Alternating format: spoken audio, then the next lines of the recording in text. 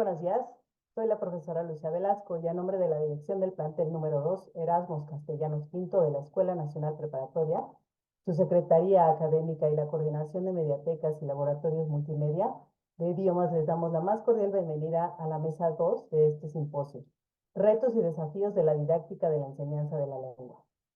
Se les recuerda que esta sesión fue grabada para su transmisión mediante nuestro canal de YouTube, habilitado para este simposio.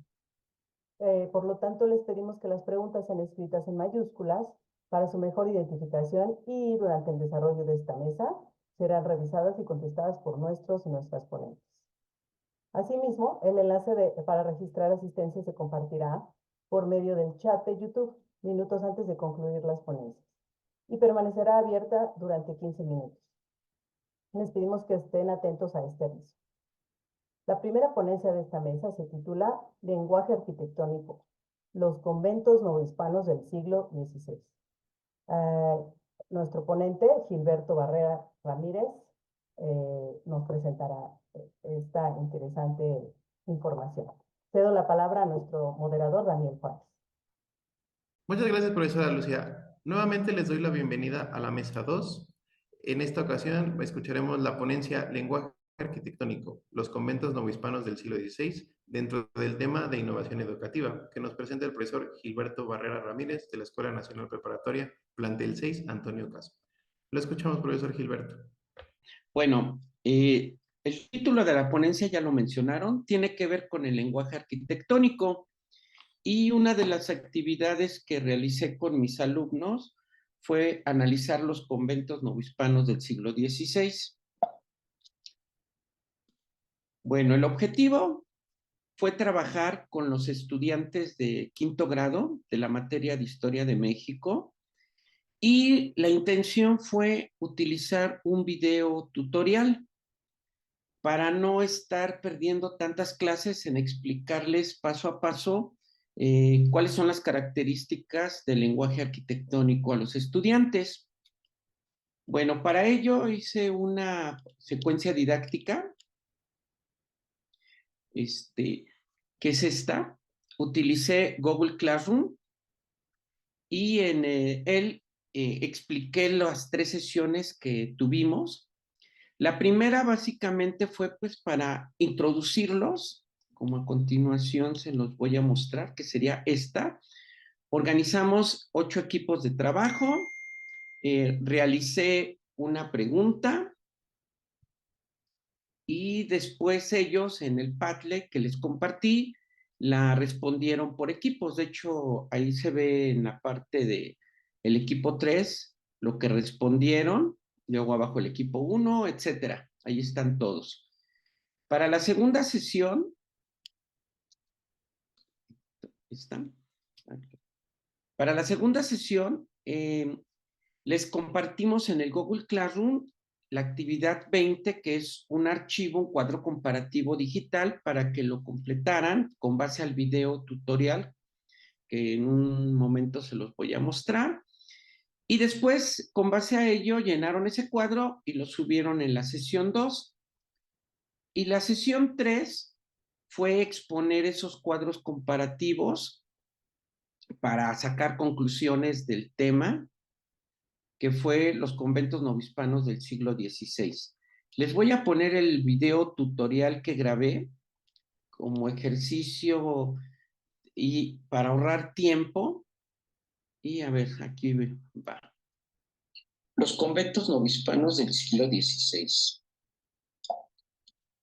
se clasifican según la orden religiosa. Tenemos el convento franciscano, que tiene un remate con almenas, el convento dominico, que no tiene remate la iglesia, y el convento agustino, en donde se utiliza la espadaña como remate del templo. Los conventos comparten una tipología. Todos tienen atrio, iglesia y convento. Por ejemplo, hay una entrada al atrio. Al fondo se puede ver el templo, que es la fachada. La parte decorada se llama portada. Y a los costados hay contrafuertes para sostener el templo. En el atrio, en las esquinas, se encuentran las capillas posas para hacer peregrinaciones. Hay capillas abiertas de balcón o de piso donde se oficiaba la misa al aire libre. Y en el centro, una cruz que recuerda el Calvario. En el interior del templo tenemos al fondo el altar y a la entrada está el coro y el sotocoro. También hay una pila bautismal porque no había baptisterios hasta el siglo XVII. El convento tiene 2 niveles. La planta baja se utilizó básicamente para lo que se conoce como el refectorio o comedor, la sala de profundis donde reflexionaban los religiosos, y en la parte alta estaban las celdas o dormitorios donde cada religioso tenía su espacio. También los conventos estilos en el siglo XVI. Por ejemplo, se puede encontrar el estilo románico con almenas, pasos de ronda, contrafuerte recto, bóvedas de cañón corrido, bóvedas de arista, arcos fajones para sostener el techo, arco formero para hacer capillas. Del estilo gótico tenemos el arco conopial, el arco apuntado, la bóveda de nervadura, los haces de columna o pilares, el rosetón o ventanal, las pomas isabelinas y el arco arbotante que fungía como contrafuerte. Del estilo renacimiento plateresco tenemos la columna balaustrada o plateresca, el ajimez o parteluz y proliferación de nichos. Del estilo renacimiento manierismo, que es la alteración de las formas, se retoman los órdenes griegos, dórico, jónico, corintio, y se alteran. Por ejemplo, está el arco de medio punto, tenemos las columnas jónicas pareadas, el frontón pequeño, la proliferación de nichos. Del estilo mudéjar se retoma el alfiz, que es el enmarcamiento del arco, y la planta de salón. De techumbres tenemos el alfarje, que son las vigas, el artesonado, que es la parte tallada, y el estilo tequiti o indocristiano es la mano de obra del indígena que interpreta a su manera los grabados. Por ejemplo, las llagas de Cristo las ponen como racimos de uvas. Estos conventos tienen un simbolismo. Por ejemplo, retoman la idea del Templo de Salomón, que fue iniciado en el año 960, reconstruido por Zorobabel en el año 535 a.C. y terminado por Herodes en el 19 a.C. y después es destruido en el año 70 después de Cristo. Y en el cristianismo católico se va a retomar esta idea del Templo de Salomón, por ejemplo, en la iglesia, con una planta dividida en 3, que es el coro, la nave y el presbiterio, que hacen alusión a la tradición judía e islámica del Ulán, el Ekal y el Debir. El ábside, que es la parte del fondo del templo, solía tener una planta semihexagonal que recordaba el medio crismo, que era el símbolo de Cristo. En el caso del claustro, tenía una planta cúbica que recordaba la tierra, que a su vez nos remitía a los 4 muros de las ciudades celeste de Jerusalén, a los 4 ríos del paraíso que se unían al centro a través de una fuente octogonal, que es decir, la combinación de Cristo en el cielo, que es el círculo, y la tierra, que es el cuadrado, y nos da 8 costados. El atrio era una recreación del paraíso con la cruz de Cristo al centro, y en las esquinas las capillas posas que recordaban a los 4 arcángeles, Miguel, Gabriel, Rafael y Uriel, que vigilaban a la iglesia. También tenemos en el estilo románico que colocaban 6 contrafuertes rectos en cada costado, que hacían alusión a los 2 apóstoles como pilares de la iglesia. Y en el caso de la iglesia gótica, utilizaban en la techumbre la nervadura, que hacía alusión al crismón, que es el símbolo de Jesús. La I es Jesús, el medio círculo es Hijo, la X es Cristo y todo junto sería Jesús, Hijo de Cristo, que está protegiendo a los que entran al templo. Las referencias, les recomiendo el libro de Marta Fernández del 2013 y el estudio sobre el simbolismo de la arquitectura novohispana, también a Manrique con las catedrales manieristas, y de Moreno Villa y Reyes Constantino, el arte indocristiano y la escultura colonial, que hablan sobre el arte tequiqui o indocristiano.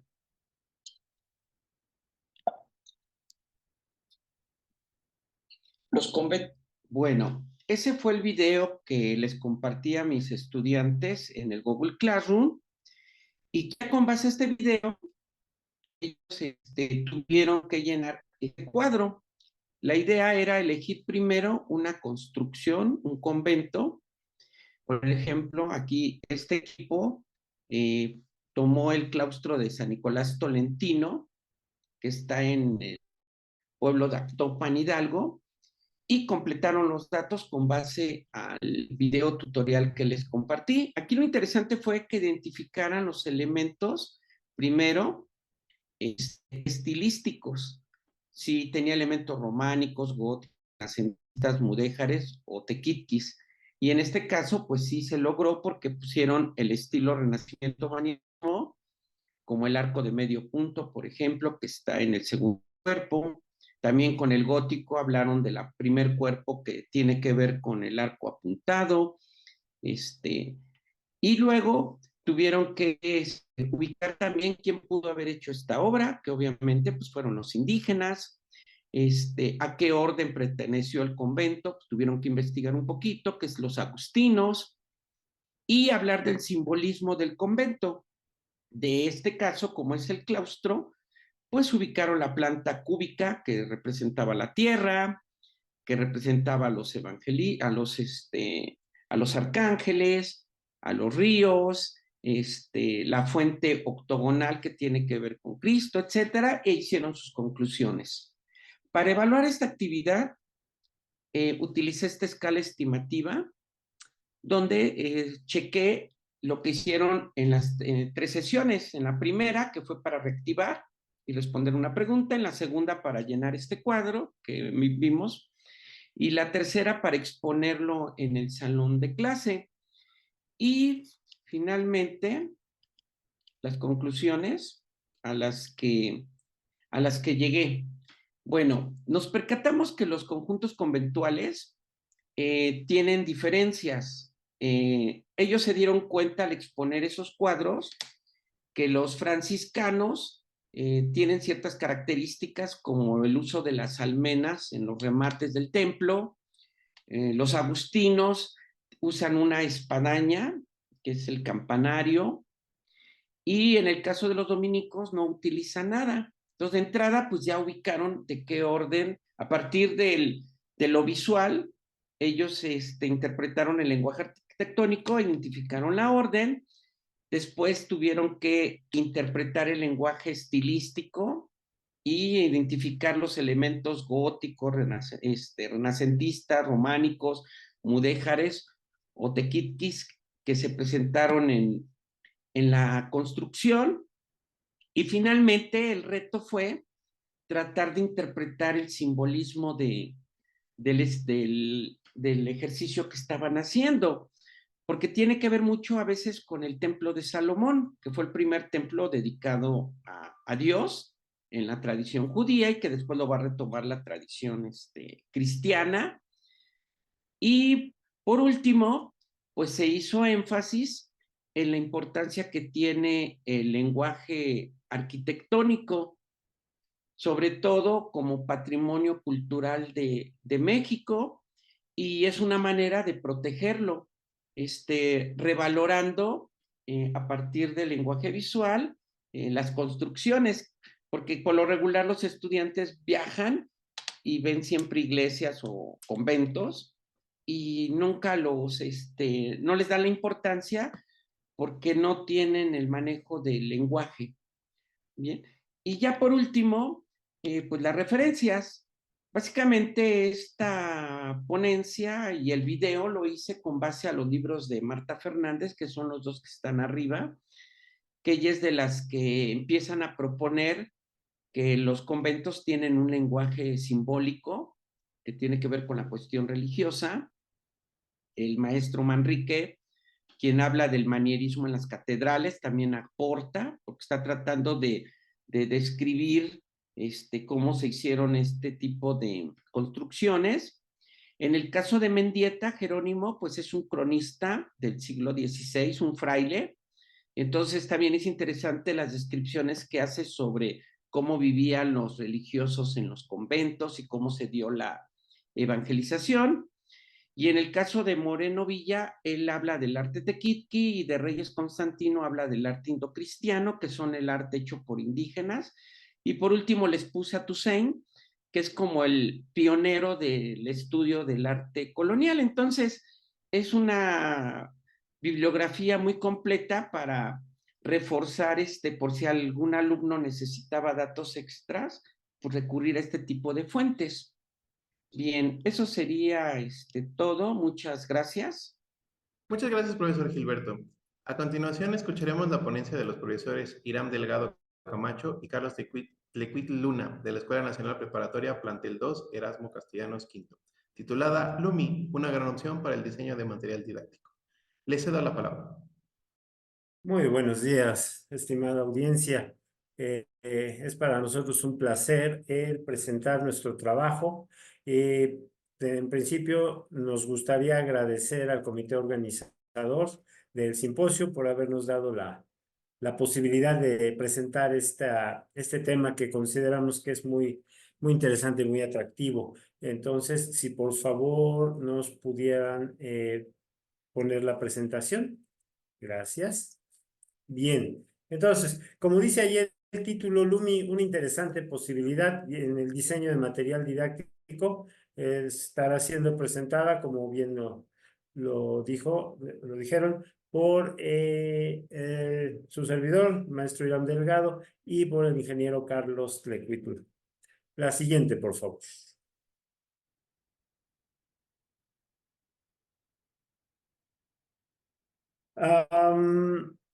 A raíz de la contingencia y de hecho ya desde tiempo atrás ha venido un auge en el desarrollo de aplicaciones y de material que nos pueda servir para hacer nuestro trabajo más eficiente. Y de hecho, la mayor parte de los docentes estarán de acuerdo conmigo, si no es que todos, en que esto ha venido a cambiar muchísimo el panorama que nosotros teníamos o digamos la paleta de opciones que nosotros teníamos para poder desarrollar material. En esta ocasión les vamos a estar hablando de una aplicación que se llama LUMI, y lo que nos pareció atractiva de ella es que básicamente permite trabajar de manera muy atractiva ciertos contenidos sin que nosotros tengamos que tener una gran preparación en términos de programación. Ese es un aspecto muy importante. LUMI es en principio una herramienta que es muy amigable con el diseñador. La siguiente, por favor. Bien, ¿qué ventajas ofrece? Pues como les comentaba un poquito, no necesitamos saber programación y eso nos permite hacer de cualquier manera toda una serie de procesos que permiten que nosotros diseñemos material, incorporando multimedia, agregando una serie de ejercicios, incorporando imágenes, audios, videos, toda una serie de recursos que nosotros tenemos a nuestra disposición. Como dice ahí, el contenido que vamos a generar es llamado H5P, y esto se puede usar tanto en línea, tanto para actividades en línea como para actividades presenciales. O sea, puede ser un apoyo perfectamente para una clase que nosotros estemos preparando.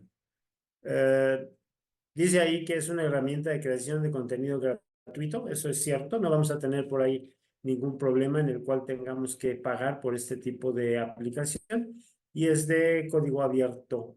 Y fácilmente podemos reutilizar y compartir el contenido que nosotros diseñemos. La siguiente, por favor. ¿Qué cosas podemos hacer con LUMI De hecho, podemos hacer bastantes cosas, como ahí estamos hablando de tres aplicaciones esenciales y muy importantes que continuamente utilizamos. Entonces, la primera son presentaciones interactivas. Después tenemos los videos, también podemos trabajarlos. Y finalmente, como les comentaba, se pueden hacer ejercicios muy atractivos y eso nos llevaría al desarrollo de cuestionarios, evaluaciones, etcétera, que van a tener además esa característica que siempre buscamos, que es la interactividad, para que podamos generar un paquete que finalmente el estudiante pueda utilizar, estimulando siempre esta cuestión del autoaprendizaje. La siguiente, por favor. Tenemos, como dice ahí, opciones para realizar la inserción de textos, imágenes, videos. Y reitero, la interfaz o la manera de operar con esta aplicación es muy, muy sencillita, muy, muy amigable. Podemos ir agregando nuestras diapositivas, podemos irlas moviendo, organizándolas, podemos agregar fondos, títulos, etcétera. Y finalmente, podemos agregar links, podemos agregar toda una serie de cosas que permiten que tengamos esta interactividad que estábamos buscando. La siguiente.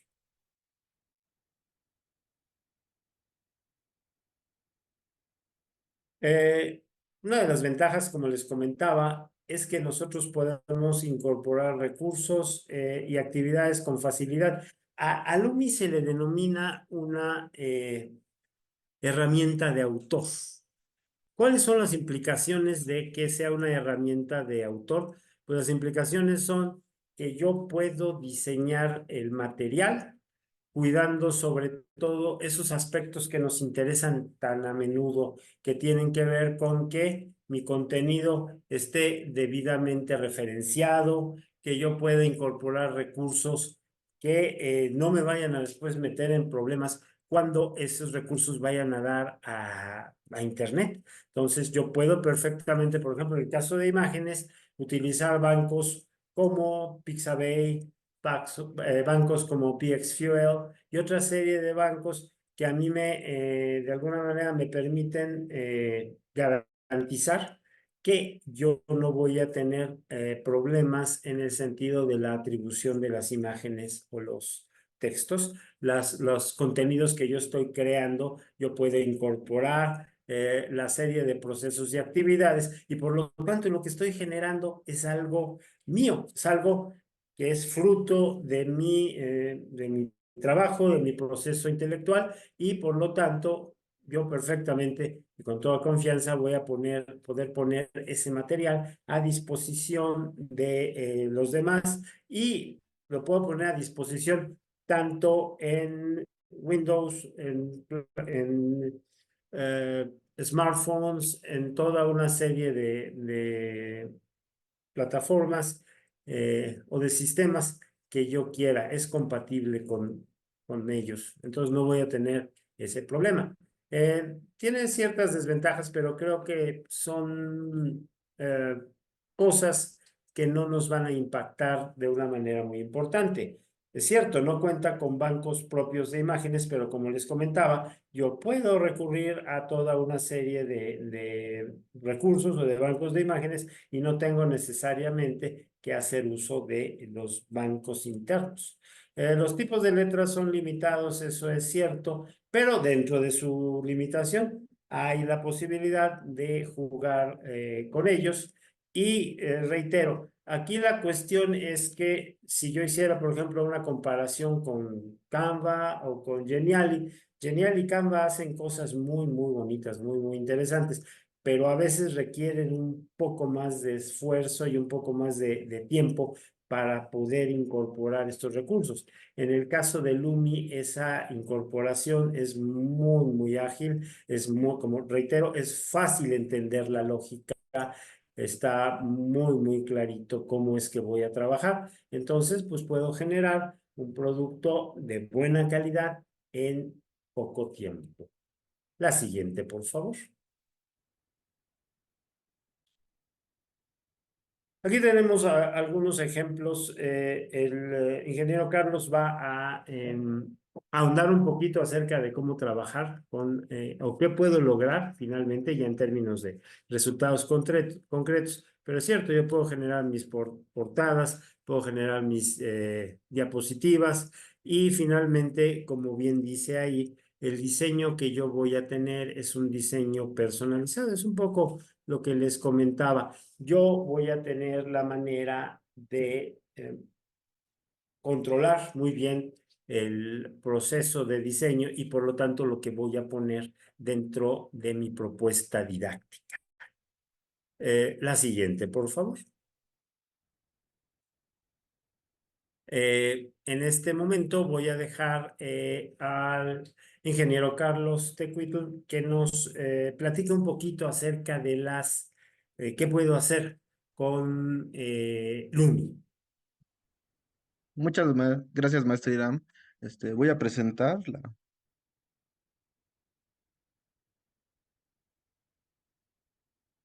Esta es una presentación creada con Lumi. Como pueden ver, se puede ver algo atractiva si se modifican algunas cosas de diseño. Y como lo dice el maestro Irán, se puede agregar la fuente citada y con esto ya podemos tener más recursos de imágenes. Esta es básicamente una presentación. Se pueden incorporar videos también aquí y funcionan perfectamente.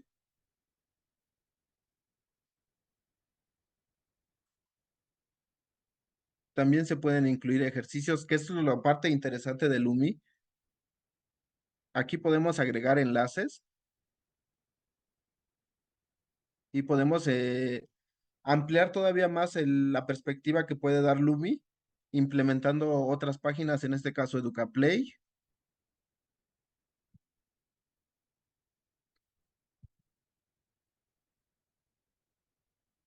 Y esta es la parte que me parece más interesante, que es donde podemos agregar actividades para evaluar a los alumnos.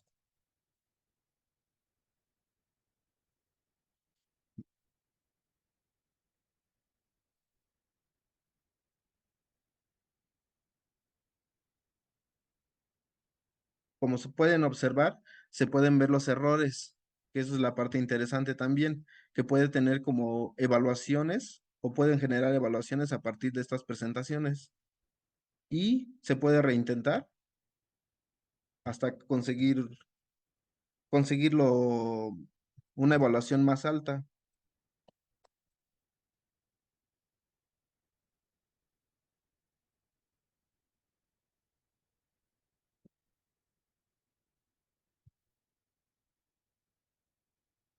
Aquí es una pregunta de verdadero o falso.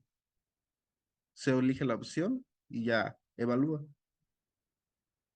Me parece que es una interfaz muy amigable y muy fácil para poder crear contenido didáctico. Mm.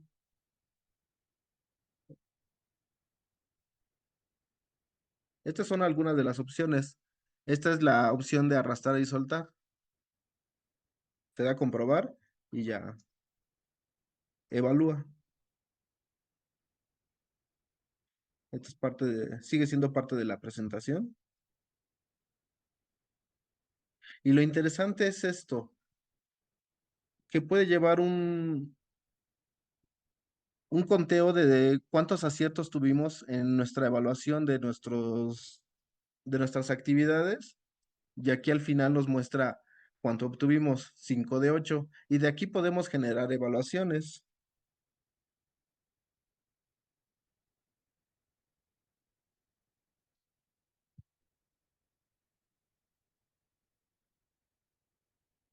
Con esto podemos concluir que Lumi tiene una gran facilidad de uso y se pueden crear contenido interactivo, divertido y hasta atractivo visualmente para los alumnos.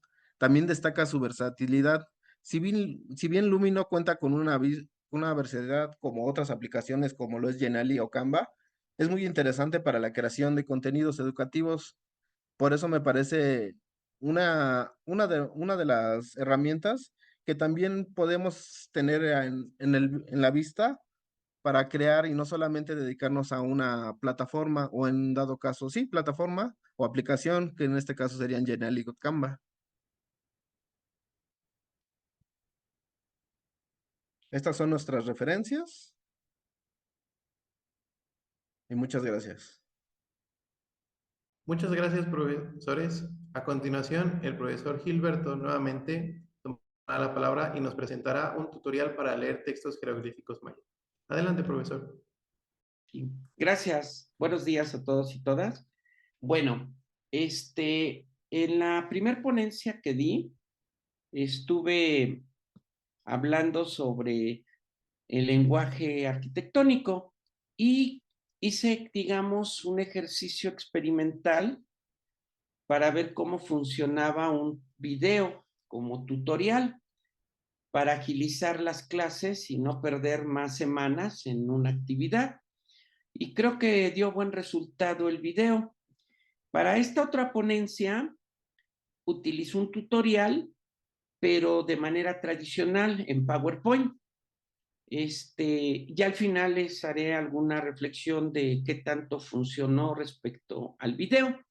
Bueno, esta ponencia la titulé Tutorial para leer textos jeroglíficos mayas, que es una buena oportunidad, dado el coloquio, pues para revalorar nuestras lenguas indígenas, porque hay que recordar que actualmente se hablan todavía cerca de 68 lenguas. Y obviamente en la educación en general, pues no hay programas donde se les incluya, salvo en las regiones indígenas, ¿no? Bueno, en este caso me basé en la lengua maya, que a su vez tiene muchas variantes, más de 10 actualmente. En la época mesoamérica tenía cerca de más de 20 variantes. Entonces tomé lo que es el chol o cholano, como se le conoce, que se sigue hablando en Guatemala y parte de Chiapas todavía. Entonces, esta ponencia muestra el ejercicio que intenté hacer con mis estudiantes de Historia de la Cultura de sexto grado, dado que muchos de ellos también están interesados. Y como hay un tema en específico en el programa que tiene que ver con la comunicación, pues aproveché para acercarlos a la lengua maya del periodo mesoamericano. Bueno, esta es la secuencia didáctica que organicé para tener una logística. Esta la hicimos en el mes de septiembre. La sesión 1, hicimos equipos de trabajo y les compartí el tutorial en el Google Classroom, que es PowerPoint. Aquí no es video. Después les compartí la actividad donde viene una estela y por partes, cada equipo tuvo que descifrar una parte de la estela o del texto maya con base al tutorial. Y en la tercera sesión, pues ya todos los equipos expusieron sus trabajos y vimos pues la traducción completa. No fue sencillo, porque tuve que reforzar mucho en Google Classroom con dudas que había. Y aquí es donde pienso que a lo mejor un video hubiera sido más práctico, pero bueno, seguimos. El tutorial, aquí está en PowerPoint. Lo primero fue explicarles a los chicos sobre los principios de la escritura jeroglífica maya. Primero que entiendan, del lado derecho está un dibujo de una estela de Yaxchilán, Chiapas, pero lo primero es que entiendan que la lectura maya se lee de izquierda a derecha y de columnas dobles. Después de ahí nos bajamos y otra vez a la derecha y así vamos como en zigzag. Terminamos abajo y nos subimos a las siguientes dobles columnas que hay. Por eso es importante en la parte de arriba colocar letras para indicar las columnas y del lado izquierdo pues serían las filas, que es una forma que utilizamos para ir haciendo la traducción con una logística. Por ejemplo, aquí se puede ver, Aquí está el dibujo de una estela donde está la inscripción y les puse el C4, el D4. Entonces esos juntos se leen, que aquí diría ascendió al, nos subimos al E1, F1, reinado, Yakshubalam. Se está hablando del gobernante cuando toma el poder. Entonces el primer paso, entender esta logística. Después viene lo que son los símbolos. Siempre hay dos elementos en estos glifos, que le llamamos el glifo grande y el glifo pequeño. El glifo grande siempre tiene que ver con un concepto general. Por ejemplo, gobernar, jugar, ascendió, etc. Y luego vienen otros símbolos pequeños que les llamamos afijos. Estos afijos a su vez son 4. Pueden estar arriba del glifo principal y se les llama prefijos. Pueden estar, perdón, del lado izquierdo se les llama prefijos, en la parte de arriba se les llama superfijo, pueden estar en la parte de abajo que se llama sufijo y en la parte derecha sería posfijo. Entonces eso también es importante ubicarlo para tener la logística de la lectura. Este es un ejemplo de que hay muchas variantes de hacer la lectura, pero esto es algo ya muy complejo en los textos. La idea con los estudiantes es como nada más una pequeña introducción, porque a veces un glifo puede tener hasta 4 afijos. Entonces a veces como complicado ver cuál es la logística, ¿no? Pero siempre hay que tener en cuenta que es de arriba hacia abajo, de izquierda a derecha. Bueno, el primer punto también que hay que entender es que la última sílaba no se lee. Por ejemplo, aquí el primer glifo que tenemos está relacionado con un recipiente y que tiene un uso. Entonces se escribe laca, tiene 2 sílabas, la de arriba es la y la de abajo es ka, pero la última vocal se va a eliminar siempre, entonces va a quedar como lac y significa plato, ¿sí? Entonces es la constante en la escritura maya. Ahora, cuando la penúltima vocal es diferente a la última, se repite o se alarga. Por ejemplo, aquí tenemos en el glifo de arriba ba y abajo tenemos ki, que significa hueso. Para empezar, la última vocal se elimina, entonces quedaría como bac, y como la a es diferente a la i, entonces se alarga y quedaría como bac. Luego tenemos la repetición de sílabas. Para no poner 2 veces K, que tiene que ver con un alimento, que en este caso es el cacao, entonces se pone K y abajito del rostro se le ponen 2 puntitos, entonces nos indica que hay que repetir KK y luego viene la parte final, lo que entendemos como el cacao, ¿no? Que sería en la traducción. Y hay que quitar la última vocal, entonces quedaría como cacao. A veces hay otro problema. Son 4 símbolos o glifos que tienen que ver con el gobernante. Significan lo mismo, pero se representan diferente, aunque si ponen atención, si hay coincidencias. En el primer glifo, arriba tiene un afijo con 2 circulitos, que a su vez en el segundo, que es de rostro, tiene en la frente esos 2 circulitos y así sucesivamente. Entonces, eso es lo que complica a veces la traducción. También hay símbolos que se escriben igual, pero tienen diferente significado, como aquí. Pueden significar el glifo chan, puede significar serpiente, cielo o el numeral 4. O también depende del contexto en el que se esté escribiendo el texto. También eso es importante entender. Bueno, a veces hay artistas escribanos que les gusta adornar mucho los glifos y a veces los unen como aquí. Los 2 primeros los fusionan y se puede ver en el tercer glifo, que es ki. Ahora, en la escritura también hay números. Así muy rápido se los menciono. Por ejemplo, tienen el 0, se representa como una concha con una flor. o con una cabeza que lleva en la frente una concha. El 1 se representa con un punto y el 5 con una barra. Se hacen las combinaciones. Después de los 4 puntos, se pone una barra que es 5 y así hasta el 19. Y el 20, pues ya se tiene otras representaciones. Los numerales se pueden representar no solo con punto o barra, también se representan con cabezas o con cuerpo completo, que eso también lo que dificulta a veces las traducciones.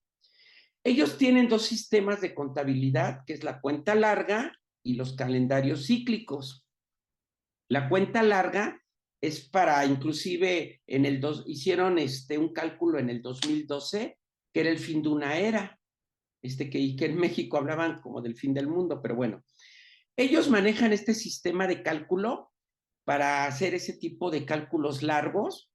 El kin es un día, el winal son 20 días, el tun son 360, el katun 7,200 días, el baktun 144,000 días, y tienen más cifras, pero estos son los que más se colocan en los textos, y ahí les puse las variantes de las figuras con las que a veces se colocan.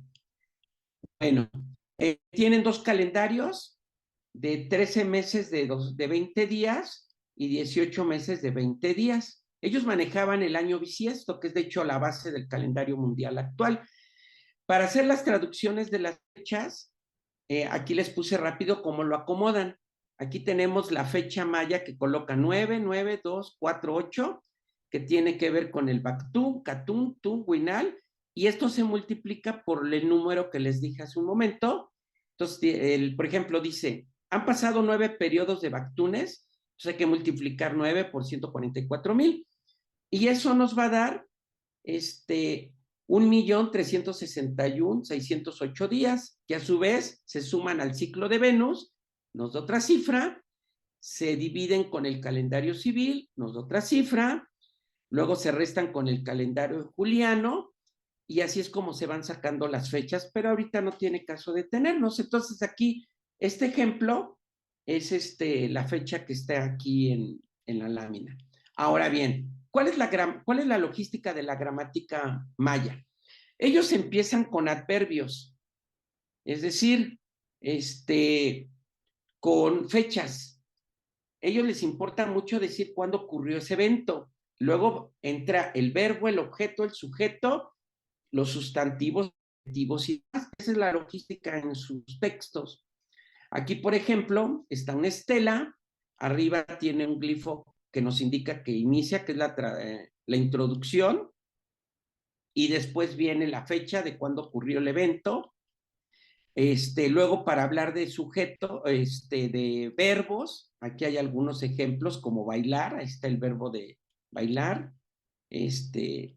También tiene que ver con los nombres de los gobernantes, aquí les puse algunos nombres de gobernantes, con los títulos que poseían en su momento, si habían conquistado o eran herederos de, por eso se mencionan los parentescos. Luego viene el uso de sustantivos, que a veces tiene que ver con cuestiones entre más abstractas o más concretas, ¿sí? Todo esto para reforzar el texto.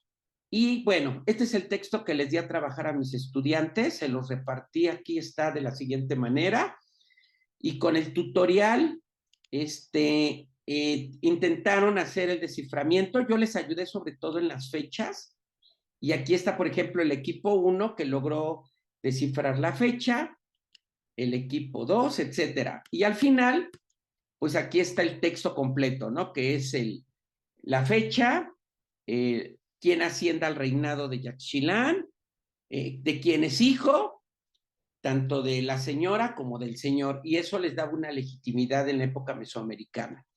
Bueno, los resultados fueron interesantes porque los pude acercar a la traducción, a algunos les costó más trabajo que a otros, los evalué con esta escala estimativa para ver cómo habían trabajado la actividad y después cómo la expusieron en el grupo, y para juntar todas las partes del texto y encontrarles la lógica,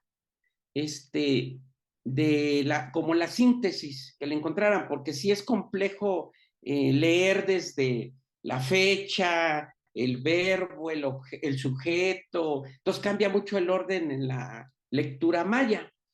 Bueno, como conclusiones, los estudiantes pudieron hacer esta traducción de este texto. Fue una actividad lúdica porque fue todo un reto desde encontrar la logística, ¿no? Y tratar de entender qué dice el texto de hace más de 1000 años, ¿no?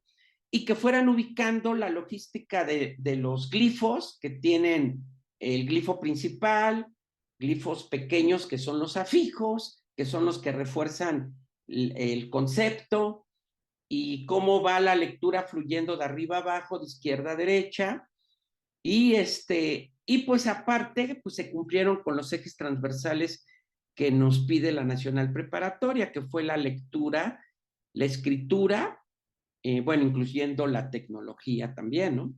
Y desarrollaron habilidades, sobre todo de comprensión, de conciencia histórica, pensamiento crítico, trabajo colaborativo, y también desarrollaron ciertos valores, porque reconocieron la importancia que tuvo la cultura maya, sobre todo en cuestiones de cálculos astronómicos, que eso daría para otra ponencia, hablar de la conversión numérica. Y pues con eso, un poco la intención fue pues sensibilizarlos respecto a que también pues la cultura maya, incluyendo su escritura, pues son considerados patrimonio cultural de la humanidad. Y este es un ejercicio que se podía replicar con otras lenguas. Repito, actualmente se hablan todavía 68 lenguas. En periodo mesoamericano se hablaban más de 100. Entre los mayas se hablaban más de 20 variantes de maya. Actualmente pues se hablan un poquito como 12 o 13 todavía variantes del maya, y de las más importantes es el chontal, que es como la lengua que en el momento del periodo clásico conectó a todas las ciudades de la península de Yucatán y de la parte de Centroamérica, que se convirtió como en la lengua estándar, como hoy sería, digamos, el inglés, por así decirlo. Era el chontal como la constante para las traducciones, sobre todo porque se hablaba en las ciudades importantes de Tikal, Calakmul, y estas a su vez impactaban en las que estaban en torno a ellas, porque pues, eran pueblos que habían conquistado, y obviamente pusieron su lengua, y gracias a esto pues se ha llegado hasta nosotros las traducciones.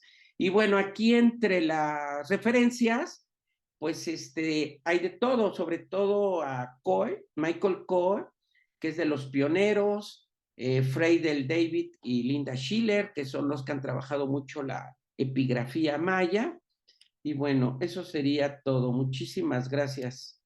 Muchas gracias, profesor Gilberto. Para cerrar esta mesa, procederemos a escuchar la ponencia del profesor Francisco Javier Armas Cortés y la profesora Alicia Espinosa González, profesores de la Escuela Nacional Preparatoria Plantel 8 Miguel E. Schulz y Plantel 6 Antonio Caso, respectivamente. Les cedo la palabra. Muchas gracias. ¿Me pueden apoyar compartiendo la presentación, por favor? Eh, bueno, a nombre también de la profesora Alicia Espinosa, vamos a estar dando esta ponencia que se titula Retos y adversidades en la didáctica virtual para la certificación del italiano en la Escuela Nacional Preparatoria. Hoy no nos acompaña la profesora Alicia porque tiene un compromiso, pero bueno, les vamos a compartir un poquito de lo que hicimos en este proyecto. Bueno, esta propuesta de la cual les voy a estar platicando, que se llevó a cabo durante el ciclo escolar 2022-2023, nace a partir de esta necesidad de ver cómo es que los estudiantes de la Nacional Preparatoria están estudiando el idioma, cómo deciden estudiar el idioma y al final si se logran los objetivos de la certificación que nos dictan los programas de estudio del Colegio de Letras Extranjeras. Inicialmente, estudiar una lengua extranjera en la Nacional Preparatoria se decide de distintas maneras. Desde que el alumno pasa a quinto año, que puede cambiar la materia que estudió de lengua extranjera en su cuarto año, ya sea por cuestiones de horario, ya sea por cuestiones de distribución equitativa en cuanto a los grupos. Encontramos que el alumno cuando llega a su quinto año puede optar por estudiar de manera optativa la materia de italiano, bueno, optativa de elección le llaman realmente, y son distintas las motivaciones y expectativas que tiene el alumno de italiano respecto a una lengua que podríamos decir que, entre comillas, es una lengua poco común en este lado del mundo. El curso de italiano, bueno, se divide en dos asignaturas, italiano 1 e italiano 2. Prácticamente los podemos encasillar dentro de los niveles A1, A2 y nivel B1 introductorio, de acuerdo al marco común europeo de referencia para las lenguas. Y también algo que notamos en los programas de estudio en general de las lenguas extranjeras es uno de los objetivos específicos siempre es la certificación de la lengua. Yo principalmente les voy a platicar un poquito de aquello que yo llamo las otras lenguas, es decir, vamos a dejar aparte el inglés porque es el colegio de lengua extranjera más grande. Nos vamos a concentrar en los colegios más pequeños de lenguas extranjeras, que sería el colegio de alemán, el de italiano y el de francés. ¿Podemos pasar a la que sigue, por favor? Muchas gracias. Bueno, ahora, una de las preguntas que surgen durante esta propuesta es si los programas de lengua extranjera realmente están certificando. Para eso, primero hay que analizar la naturaleza de todos estos programas. Por ejemplo, en el caso del alemán, encontramos que tiene una metodología, un enfoque de participación-acción. En el caso de francés, un enfoque accional. Y en el caso del italiano, un enfoque formativo-comunicativo. Realmente son enfoques bastante parecidos entre sí. Los usuarios de la lengua extranjera alemana, cuando concluyen sus cursos de alemán, están preparados para una certificación de nivel A1. Claro, esto es muy obvio también por la distancia que existe entre la lengua materna, el español y el alemán.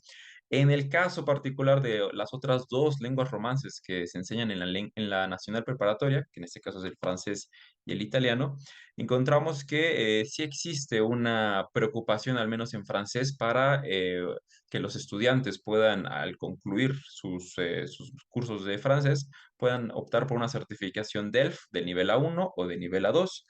En el caso del italiano, bueno, pues la idea es que los estudiantes al momento de concluir los cursos de italiano puedan acceder a una certificación de nivel A2, en algunos casos haciendo uso de la mediateca, un nivel B1 introductorio.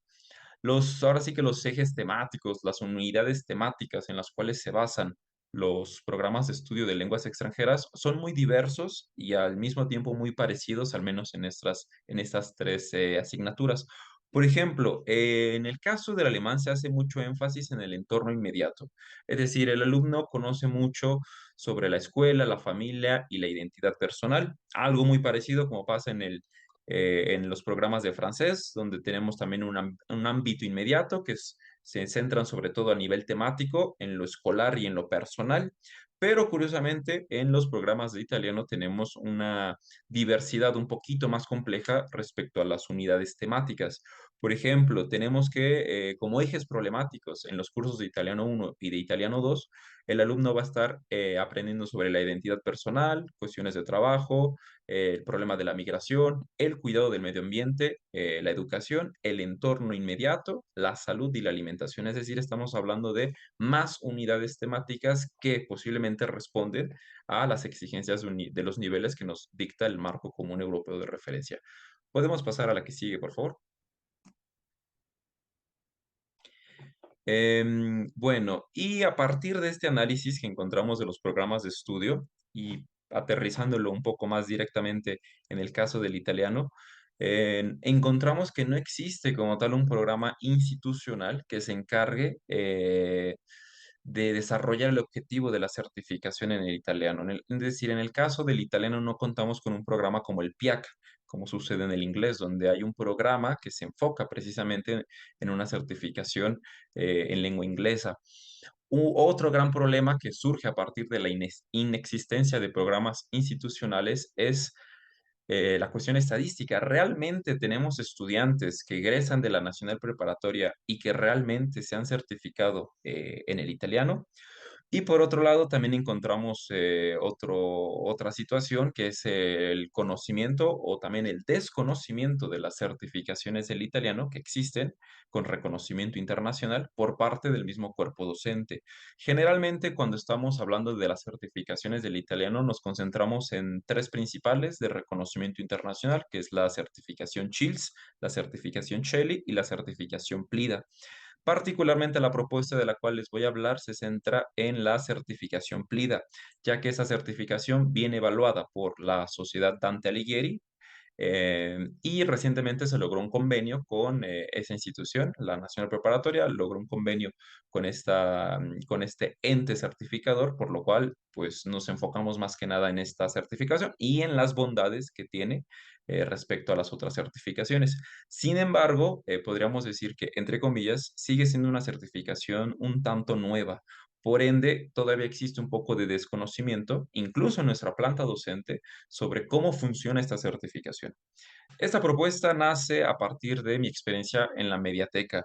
Me tocan algunos años como asesor de la mediateca en un contexto presencial y también me toca vivir cómo funcionó la mediateca durante la situación pandémica. La pandemia nos obligó un poco a repensar este tipo de espacios, llevar lo presencial a lo virtual. Aquí les pongo algunas fotografías, por ejemplo, de la mediateca del plantel 8, donde encontramos pues acá algunas mesas donde más o menos podríamos tener, si un asesor quisiera llevar a cabo un taller, aproximadamente máximo unos 15 alumnos en las asesorías, en el taller. Es decir, tenemos esta limitante física, esta limitante geográfica. Al momento de llevar las mediatecas a un contexto virtual, pues a veces teníamos incluso más de 30 alumnos en taller, lo cual, bueno, también no es del todo pedagógico, pero se podía tener esa cantidad de alumnos en un contexto virtual.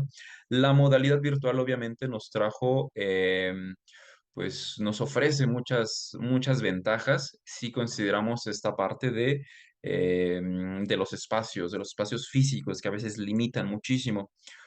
Cuando llevamos las asesorías de Mediateca a la cuestión, a la didáctica virtual, también nos encontramos que los estudiantes, los interesados en aprender el italiano, realmente están intentando buscar algo distinto al inglés. Están muy acostumbrados a tener al alcance el inglés y buscan una lengua extranjera distinta por varios motivos, que pueden ser desde que ya traen un muy buen nivel de inglés y quieren entonces aprender una lengua distinta, que a veces le están incluso huyendo al inglés o simplemente les atrae, ¿no? El italiano in sé per sé. Entonces, nos encontramos con una población de nativos digitales, ¿no? Los centennials son prácticamente una comunidad de personas que están intentando entender el mundo a partir de una pantalla. Es decir, son dos elementos sumamente vinculados a ellos. Tener esa pantalla con un acceso a Internet es una forma con la cual ellos interactúan con el mundo. Por ende, es una nueva forma en la cual también nosotros como asesores y profesores de lengua, pues tenemos que pues, empezar a estudiar, ¿no? Empezar a utilizar este tipo de vías. Podemos pasar a la siguiente, por favor. Entonces encontramos una gran población de estudiantes interesados entonces en llevar a cabo sus asesorías, sus clases, por así decirlo también, de lengua extranjera italiana en línea. Esto nos dio pie entonces a empezar a diseñar un programa piloto para la certificación del italiano. ¿Por qué abocarnos directamente a la certificación? Simplemente porque es uno de los objetivos específicos que tienen los programas de italiano. Se creó entonces en el ciclo escolar 2022-2023 la Lingua di Dante, Facciamo il Plida de nivel A2, un programa piloto, cuya sede fue el plantel 8. Se llevó a cabo en los planteles 1, 5, 6 y 7. La idea era formar, nivelar y preparar a los estudiantes de italiano para una certificación PLIDA Juniores de nivel A2. Esta certificación en particular considera y evalúa exclusivamente a estudiantes de italiano entre los 13 y los 18 años. Es decir, estamos hablando de la población estudiantil con la que trabajamos. Siguen evaluando cualquier contenido lingüístico, como lo podría ser una certificación dirigida a adultos, solo que las unidades temáticas están más acorde al entorno de esta población, de estas edades. Se llevó a cabo mediante una modalidad sabatina virtual, fue síncrona y asíncrona, aproximadamente estamos hablando de 80 horas de actividades síncronas, es decir, fueron sesiones vía Zoom y 20 horas de trabajo autónomo por medio de un aula virtual. En total tuvimos 35 alumnos inscritos, de los cuales 23 concluyeron el curso. De esos 23 alumnos, a pesar de indicarles que uno de los objetivos de este curso era evidentemente la preparación para la certificación PLIDA, solo 10 se animaron a hacer su certificación por distintos motivos. 10 presentaron el examen de certificación. Dentro de estos 10, 8 hacen el examen de nivel A2. Una alumna decide presentar el nivel B1 dado su progreso y otra alumna del plantel 5 también tenía un excelente progreso en el idioma, pues decidió presentar la certificación de nivel B2. De estos 10 alumnos, todos lograron aprobar su examen. Ahora, la certificación PLIDA tiene muchísimas ventajas a diferencia de las otras de las que les hablé, de la certificación Shelly y Chills. El PLIDA en primer lugar está reconocido por la SEP, ¿no? Aquí, al menos aquí en el contexto mexicano. Eso ayuda muchísimo porque cualquier institución de educación pública aquí en México, pues reconoce la certificación PLIDA, también bajo digamos, bajo los reglamentos nacionales. Por otro lado, también es vitalicia, es decir, nunca va a caducar esa certificación, como sucede con otras certificaciones, tanto de italiano como de otras lenguas. Sin mencionar lo que ya les había comentado, ¿no? También es una certificación hecha, bueno, evaluada por la Sociedad Dante Alighieri, con la cual pues tenemos este reciente convenio. El PLIDA se enfoca principalmente en el saber hacer con la lengua, es decir, a diferencia de muchas otras certificaciones de otras lenguas, no existe una sección exclusiva para la evaluación de la gramática, como sucede con la certificación Chills y con la certificación Shelly. Realmente con el PLIDA se evalúan las 4 habilidades básicas de la lengua: el saber hablar, saber escribir, saber leer y saber escuchar. Y dentro de la evaluación de estas 4 habilidades, viene también la evaluación implícita de la gramática, de la competencia gramatical. Podemos pasar a la siguiente, por favor. Ahora, ¿qué retos y adversidades encontramos durante el proceso de este programa piloto? En primer lugar, lo impersonal que nos puede dar la virtualidad. Es decir, no nos dota de las mismas herramientas, de los mismos espacios llevar a cabo la didáctica virtual, a diferencia de un espacio físico. Encontramos algunas dificultades en el proceso de evaluación, principalmente de las habilidades productivas, es decir, del saber escribir y del saber leer. En la parte de escribir encontramos que, dada esta parte de lo impersonal, en el cual no siempre el alumno va a estar con la cámara encendida o no podemos ver exactamente su espacio de trabajo, encontrábamos que en sus producciones escritas había uso de traductores y diccionarios, lo cual no está mal, es normal utilizar este tipo de recursos. Lo que puede llegar a ser un poco complicado es la dependencia que se hace a este tipo de recursos, es decir, empezar a traducir todo o empezar a buscar el significado de cada palabra, cuando no es la finalidad de las certificaciones. Por otro lado, en la cuestión de las producciones orales, es decir, al momento de hablar, pues la presencia del docente es muy diferente a trabajar en las salas de trabajo que nos permite una herramienta como una plataforma como Zoom, a diferencia de el espacio físico, el aula. Generalmente cuando utilizamos estas salas de trabajo o estos breakout rooms, como los llama Zoom, tenemos que dividir a los estudiantes en distintos espacios virtuales y el docente entra, ¿no? Para ir verificando, para ir evaluando el trabajo de manera individual por cada uno de los grupos. Esto, en cierto modo, implica, ¿no? Que no se pueda tener una totalidad de lo que están haciendo el resto de los grupos, cómo están trabajando los demás compañeros o si realmente están trabajando. A veces solo entran a las salas, apagan la cámara, apagan el micrófono y hacen el trabajo de manera individual, cuando la idea es precisamente utilizar dinámicas más colaborativas, dada la naturaleza del PLIDA. Una de las secciones que tiene que valorar el PLIDA es la interacción entre los candidatos que hacen el examen, es decir, los ponen en el día del examen, una situación, algún roleplay a desarrollar y entre ellos tienen que desarrollar el diálogo. Bueno, entonces principalmente encontramos estas dificultades en las habilidades productivas al momento de llevar a cabo el programa piloto.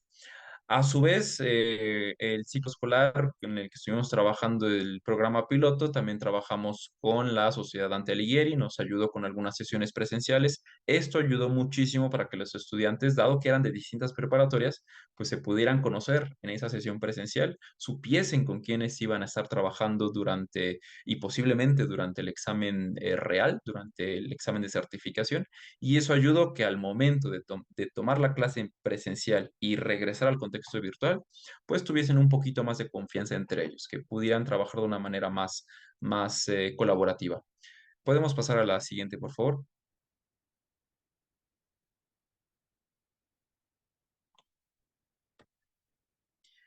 Y bueno, finalmente, como conclusiones y reflexiones a esto, a los retos y adversidades que nos da, que pudimos apreciar en esta propuesta didáctica virtual, pues uno, encontramos la relación entre los programas de estudio y las mediatecas. Es decir, las mediatecas están sumamente vinculadas con lo que nos dictan los programas de estudio de lenguas extranjeras. Es necesario entender que los programas de estudio promueven los objetivos, dentro de los objetivos específicos, promueven la certificación del idioma. Por ende, así como sucedió en la pandemia, con las asesorías que tuvimos a distancia, creo que la mediateca tendría que ser un espacio también para experimentar y para proponer. Es decir, si estamos ya entendiendo y trabajando con programas de estudio de lenguas extranjeras, habría que ver qué tipo de objetivos en específico quisiéramos desarrollar y de qué manera los podemos desarrollar. Por ejemplo, con cursos o con talleres para la certificación, no basarnos exclusivamente en talleres de nivelación o talleres para preparación de exámenes extraordinarios, sino también considerar incluso talleres de certificación. Es importante conocer los nuevos hábitos de estudio y las formas de interactuar con el mundo que tiene la comunidad estudiantil con la que trabajamos. Son nativos digitales, utilizan recursos digitales con un gran consumo. Entonces, durante el curso estuvimos también difundiendo algunas aplicaciones, algunas redes sociales, canales de YouTube, canales de Instagram, y sin ellos percatarse al momento de dar follow a este tipo de influencers o tipo de creadores de contenidos, pues también están integrando en su día a día la lengua italiana, es decir, siguen aprendiendo fuera de clase. Pero la idea es utilizar, proponer este tipo de ideas a partir de la forma en la que ellos consumen el contenido, es decir, lo digital. Es importante también concientizar a los estudiantes en su proceso de aprendizaje, es decir, cómo y por qué están aprendiendo. Eso nos ayuda muchísimo para que ellos eviten el utilizar de manera tan dependiente los traductores o los diccionarios en línea. Cuando ellos son conscientes y son más responsables de su propio proceso de aprendizaje, empiezan entonces a entender para qué están haciendo las cosas. En ese sentido, el estarles hablando de para qué les sirve la certificación, qué les va a evaluar la certificación, qué se les permite en una certificación. Por ejemplo, no se pueden usar ese tipo de ayudas, ¿no? Los diccionarios o los traductores. Creo que eso ayuda muchísimo, en primer lugar, a promover la autonomía y obviamente a evidenciar el rol que tienen ellos como responsables de su propio aprendizaje. Finalmente, este tipo de propuestas nos permiten entender y reflexionar sobre la actualización disciplinar docente de los profesores y profesoras que nos estuvieron ayudando durante este programa de piloto de certificación, pues surge también la motivación, ¿no? Y el interés de, entonces, si no estoy certificado en esa certificación que estamos promoviendo, pues ahora me voy a certificar, ¿no? Vamos a certificarnos nosotros para entender mejor cómo funciona ese tipo de examen. Por lo tanto, es también ayudar a que dentro del cuerpo docente del Colegio de Italiano, pues exista esta actualización disciplinar. Pasamos a la siguiente, por favor. Y pues bueno, finalmente nada más les comparto mis referencias y les agradezco muchísimo por su atención. Muchas gracias. Muchas gracias, profesor Daniel. Pues muy enriquecedora nuestra mesa, le agradecemos muchísimo a todos nuestros ponentes y me permito hacer una síntesis de todas las ponencias que acabamos de escuchar. Y bueno, como la enseñanza, todas estas ponencias nos enseñan mucho. Y cómo la enseñanza de una lengua se puede ver también en la enseñanza de la historia, por ejemplo, ¿no?